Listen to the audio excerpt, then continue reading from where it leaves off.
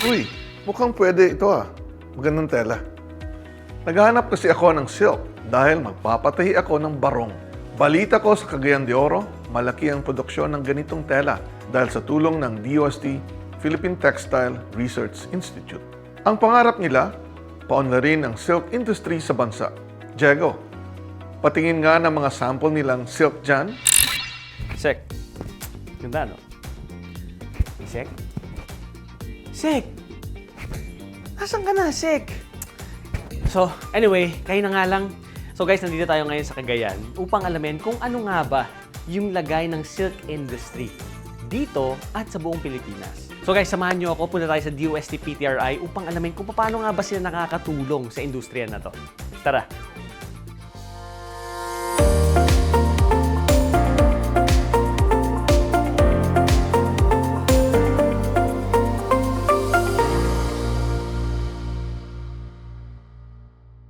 Alam niyo ba na ang silk ay often referred to as the queen of textiles? Ito raw kasi ang telang madalas ginagamit ng mga damit, ng mga royalty at mga noble persons dahil sa elegance na associated with this fabric. Sa Pilipinas, mataas ang demand for silk, pero 10% lang nito ang nasusupply ng bansa. Sa data ng World Integrated Trade Solution ng World Bank noong 2019, 173 kilos ng silk ang na-export ng Pilipinas. Katumbas yan ng 4.27 million US dollars. Maliit ito as compared to our neighboring countries gaya ng China na top exporter ng silk. Miss Cheryl, thank you so much po for having us. Thank you. So Miss Cheryl, first and foremost po, ano po ba yung status ng silk industry dito sa Pilipinas? Dito sa Philippines, progressively we're going upward. Dahil nga madaming mga ginagawa ang government office, particularly ng DOST PTRI, DOST, and mga ating mga kapartner na ipoprogress talaga natin ang silk industry sa Philippines. What we do is, etong center natin, center namin sa Misamis Oriental, we are keeping the parent ng mga silkworms. Kumbaga, umaangat na in terms of madami na expansion ng mulberry plantation, nag-i-increase ng ating mga silkworm producers or silk cocoon producers, yung mga farmers natin.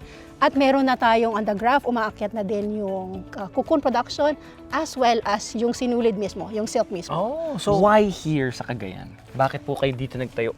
Unang-una, it has been seen as the gateway to Mindanao, northern Mindanao. Oh. So way back, mga 40 years ago, nakita nila na kung mag-progress man, after Luzon, ang isang silk industry, dapat manguna dito sa northern Mindanao. So ito yung, dahil gateway nga siya, dito tinayo. More than 40 years ago, dito talaga on the part of this part ng Misamis Oriental.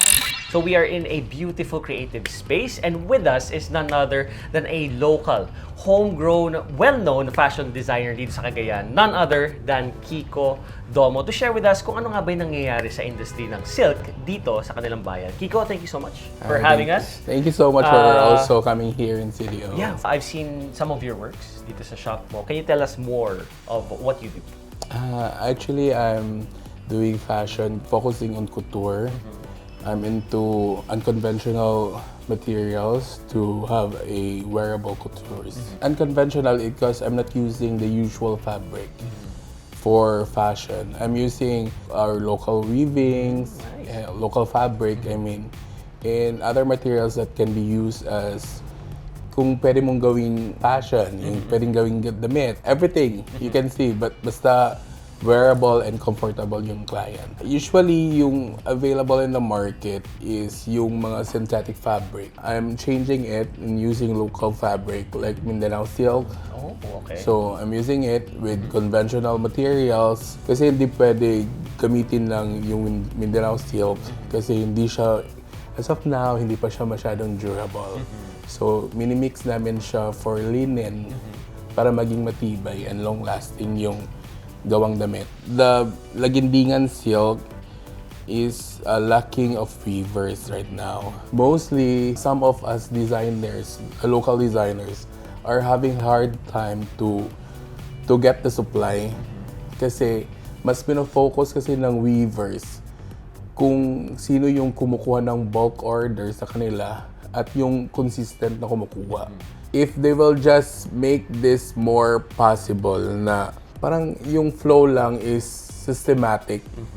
I think mas maraming mapuproduce na fabric. Gaano nga ba katrabaho ang process ng pagpoproduce ng silk? Sabay-sabay natin yang aalamin.